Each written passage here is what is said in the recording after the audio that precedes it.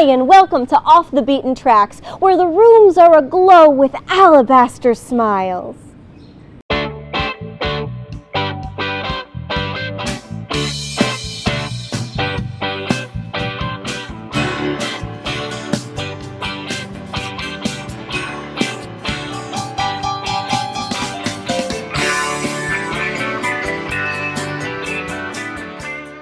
Hello and welcome to Off the Beaten Tracks. Today we have a Canadian legend from Stockton, California.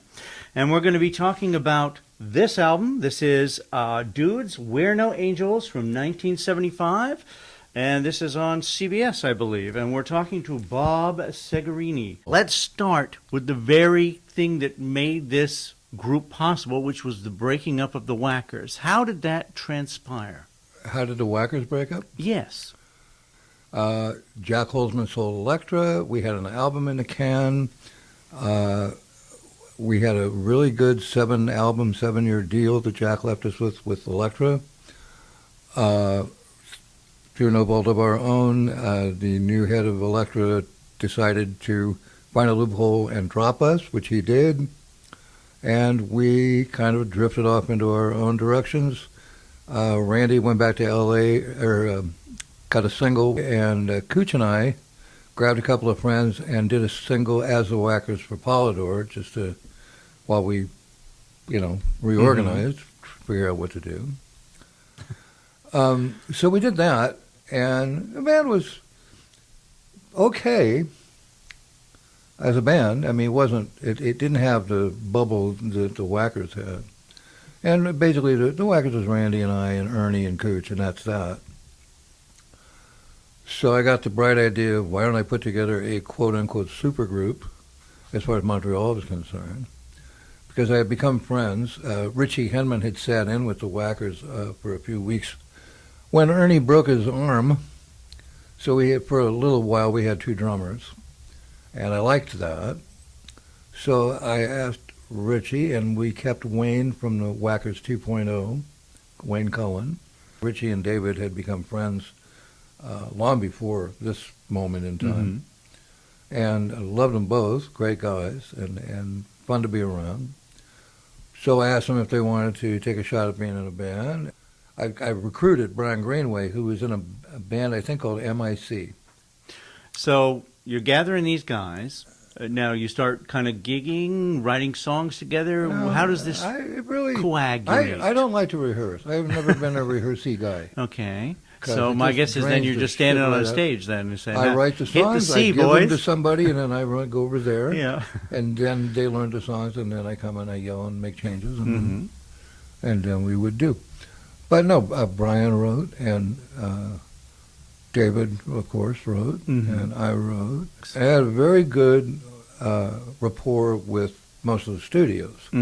So we would take downtime. So we learned how to play in the studio. And we recorded as we went, and then we'd learn the demos. I mean, but we were already familiar with what we all did, but I didn't come into that band with a bunch of Whacker songs, and David didn't come with a bunch of April Wine songs, and Brian only had a couple of songs anyway. So we just started kind of from scratch. So where did you do the demos? In Montreal? Tempo Sound mostly, but Studio 6, Tempo. This is over, what, a 6-month period? Yeah, you just kind of put songs together that everybody likes? It was pretty quick. I mean, we were all seasoned players at that time, by that time. You've got this cache of great songs that you've done in demos. How do you go from that to signing with CBS Records? I get a phone call from Greg Shaw, and he says, where are you playing next? And I said, we're going to be playing in Toronto at some club called Larry's Hideaway. So we go and we play Larry's, and of course we get down here, it's the middle of a blizzard, and I mean serious, nobody's on the street. So, and my theory has always been and will always be, it doesn't matter who's in the audience, we're here to play, well, this is, for us, so let's go kick ass. So we go out, and there's a waitress, bartender, I think the manager was in and out, and these 2 guys in suits sitting at a table. That was it. So we played. We played really good. And after the set, Deanie, the waitress, came over and said, "Guys would like to speak to you." One sat down, and by the time I stood up, Nat Weiss, Brian Epstein's American lawyer, was our lawyer, and Fred Heller, who managed Blood, Sweat, and Tears, and Ian Hunter, among other people, was our manager. Yeah. In a space of 20 minutes. Then CBS entered the picture after that.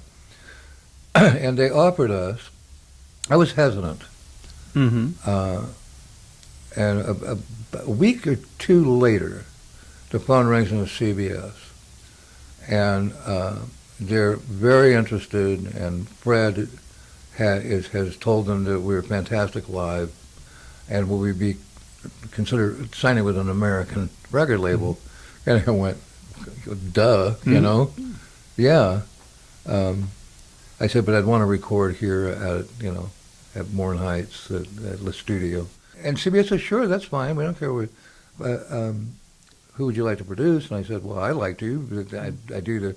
They go, well, no, this is going to be a big project. We're going to send you one of our Cracker Jack, They send you Mark Spector. Yeah. And I looked him up. And who came with his little Tonto, or little Beaver, as it were, a guy named Vince or Vic, an engineer that I think predated the man bun, but had that lumberjack look about him. So you're a kick-ass rock band. I looked up Spector's credits. Before you, I think he did one album. He did a Tom Rush album. I'm thinking, what made CBS think a guy who had produced folk bands or folk artists was going to do you justice? I don't know. They gave us, at the time, the largest record deal ever given a Canadian act by an American label. They gave us $250,000 Wow. U.S. Not knowing, of course, at the time, as bright as I thought I was, had still not learned the lesson that every nickel they give you is just a loan. When did you realize that possibly this was not going to be a match made? When did I start having my doubts? He came up 2 weeks before the album so we could do, quote, pre-production, unquote, which is what we had done in the studio by learning his stuff and doing the demos. Now, is this where you're playing your demos and saying... We're sitting in a room. No, we're sitting in a room... Playing live. Arranging... Doing shadow puppets. No, we're sitting around like this with him sitting there going, why don't you try intro with the second guitar coming in after the first, that kind of stuff. So he's already heard the songs. The uncreative and guy making creative decisions is what we're going through. And I'm starting now, and I don't like his ideas. But I'm listening because why not? He's from New York, so he's got to know something. Mm-hmm. And so we're listening, and then we start playing one of the tunes. I forget which one it was. This is in the studio? No.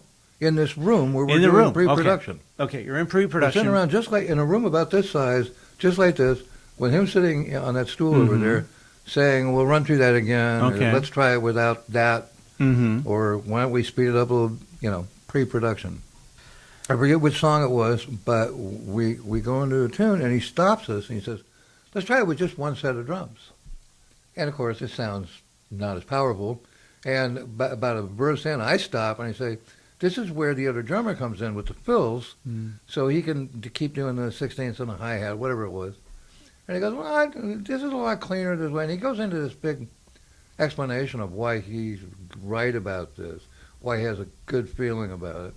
And now in the part of my brain that is smarter than I am, but rarely speaks up in time to stop anything, it's telling me, don't listen to this guy, he's a jerk. Don't listen to him, he's a jerk. He's an idiot. He doesn't understand what you're trying to do. And I went, shut up. 250,000. Yeah. And and that's when I started to have doubts. And then when I said, well, okay, so when we're going to go in? Nick's ready to go. He says, oh, we're not using Nick. We're using Vinny or Vic or whatever. Mr. Bunman. And I said, why? We worked at either the record plant or the power station, some high mucky muck thing. I said, and after 2 days of it, I said, what does he do there? Make coffee? He was tone deaf. If you listen to that album, it's all mid-range. There's no highs. I listened to this. There's no lows. All this morning. There's no dynamics. No, that's part of my. You're jumping my gun here, but Yeah, bath tissue. In fact, one of the things I was going to mention about this with the two drummers is the drums are basically a non-entity in You this heard the album. demos. I want to get into that later on a separate show because I want to have you and David in and talk about the album No, I that mean could in have been. comparison of. But no, oh, absolutely. No, there's no comparison between the two. The drums, everything actually. On this album, and I've got some notes on it, but nothing cuts through. It's kind of, the drums are in the background, the vocals are in the background. It's flatlining. You're a little more ahead, but like David Henman's vocals, they're buried in this. That's because Mark, there are people in this business that do not understand style. They will argue with you until they die that Bob Dylan had no right being a singer, right? And or Willie Nelson, or any of the other great stylists that there are. David in those days had a style, and no, he wasn't Fagliazzi. None of us were. Actually, Brian had the best voice, but no qualifiers with it. I don't think he'd been beat up or dropped out of a plane by a woman yet. So he buried David's vocals because he didn't think David was a good singer. And then when you hear the stuff on our demos, you can hear his style. Yeah. He's like Alice Cooper in a lot of respect. Absolutely. But what this guy did was he took three disparate writers and tried to make us sound the same. Gotta Have Pop was written for this album. Well, and for whatever reason, was it Mark saying, no, I don't think that's good enough? I had more hopes of it being the title cut of the second album at this point. But most of Afraid of the Ocean was written and demoed. You saw the demos. So was all that stuff had been demoed prior to recording the album. And what got on the album is what they approved of. Amazing. Which was not indicative of what the band was. No offense, Bob, but this cover is absolute shit. Isn't it the worst thing you've ever It makes seen you in your look life? like a Liberace Vegas band. I mean, where's the rock and roll in this cover? Any. They tried to breed it out of. You're like the Rockettes on this thing, and there's a guy sitting here at the end, and the back cover. We're gonna have it up here. These are terrible pictures. Do you know why? Those are passport photographs. I was gonna say because Art Kane, the guy that conceived this nonsense. Do you know who Art Kane was? No. Art Kane was the head of. He was the head photographer for Bob Guccioni's Penthouse magazine. Oh yeah. So CBS naturally. So you weren't wearing any him. pants when these were taken? No, he didn't take those. The pictures that he had of us just disappeared with him one day when he went back to New York. I didn't like him all that much.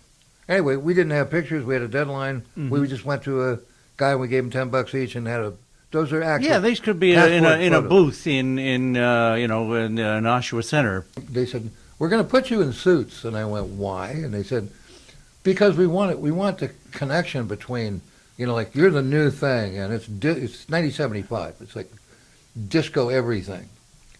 And I said, well, we're not a disco band. He said, no, you're the bridge between what's going to happen, the future of rock and roll, and blah, blah, blah, blah, blah. There's a point in this, when you're making this album, and you've we've talked, you like most of the albums you've done, but this album you do not like. I have never been reticent to say this is a piece of shit record. Yes, I know that, but that's what I'm getting to. Inside and out. Yes. No fault of the band. And I'm going to defend it in a couple of minutes. I'm going to actually defend parts of this album. Why would you defend it? Because I'm an eternal optimist, perhaps. But what I wanted to say or ask is, you get to the point, some point, and maybe it was early, where you realize that, oh my God, this is a piece of shit. How does that affect you going in every day and having to play? And does it take away the passion? Do you just kind of go, whatever you want? My response was, I walked in one day and said, I cannot fucking do this shit anymore. Well, I reached that point a month before we finished the album, and CBS, in order to keep me in the project, said I could take my wife and go anywhere I wanted to go for 2 weeks. So I went to Quebec City, and I spent $30,000 or $40,000 on their dime because I knew this wasn't going to happen. calmed down, went back, and we worked on the album till it was done. And then, when we'll get it in a mix. I don't know how many times I got told that. I'm told that they're going back to New York to mix it on professional equipment. And I just said, well, so we're not even going to be there. He goes, well, no, we want to really concentrate. This is a game-changing album, blah, blah, blah, blah, blah. Mm-hmm. So they disappeared for, over a month. And then we get the call to come out to the studio for a playback of the finished masterpiece. I'll never forget that moment. And we were sitting, there's like a beanbag couch in front of the console. Speakers were up there. So we're all sitting there, and they played the album all the way through. And at the end of the album, there wasn't a sound in the room. And we're sitting looking at each other going, it was speechless. Yeah. And we hear Mark, saying, so, what'd you all think? And Andre's standing in the doorway to the studio proper, leaning against the door. And he looks down at us, and I went. And he just looked at Mark and he said, I'm willing to give you $75,000 to redo this record. Tell CBS that I am willing to do that. And needless to say, Mark said in all their wisdom, no reason to redo this terrific piece of work. Mm-hmm. And we got up and walked out. I mean, I don't remember anybody saying anything to anybody. Now, how long did the band last after that moment? We were very popular on the street, Yeah. So now you had to go out and CBS wants you to go out and promote this album to play dates. Yeah, about that. We went down to New York to play the Bottom Line. Do you remember the Bottom Line? I know the name. This is where Springsteen played New York the first time. It's a very prestigious thing. So CBS gets us on a bill opening for, British band, Spooky Tooth. Spooky Tooth. So, all right, free weekend in New York, 4 days in New York, I'm in. And we played opening for Spooky Tooth. I remember there was a great response and all that. And then that was the end of it. Because how do you promote a record that is an embarrassment? And I think it's an interesting thing for the fans to realize that, anytime you get an album out and it's promoted and people will buy the album and go, what were these guys thinking? And sometimes like with this album, you weren't thinking. It was you don't like it just as much as they don't like it. What makes it so embarrassing is Greg Shaw's liner notes on the back of that record. I was going to say these, beyond this, and beyond these passport pictures, this is such an old-fashioned... but because he's basing what is going to happen with this on our demos and our live performance. And tragically, on that record, it becomes nothing but insanely you're going to be superstars, hype. And you put It's it on, hype. and you go... It turned it into hype. It turned that entire album into bullshit. And people have tried to say nice things about it to me over the years. And all I can say is this. The musicians on that album are great. The players are terrific. The songs, there's not a bad song on that record.